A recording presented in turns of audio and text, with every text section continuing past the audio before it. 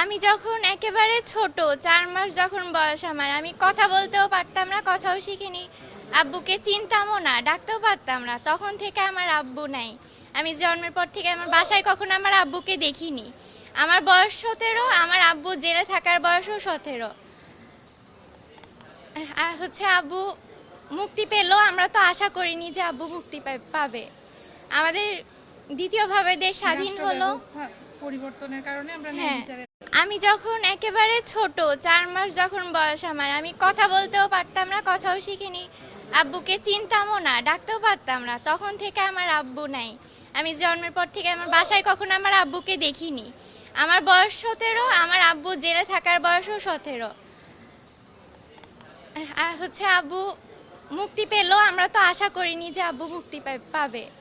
আমাদের দ্বিতীয়ভাবে দেশ স্বাধীন রাষ্ট্র হলো। ব্যবস্থা পরিবর্তনের কারণে আমরা ন্যায় হ্যাঁ। বিচারের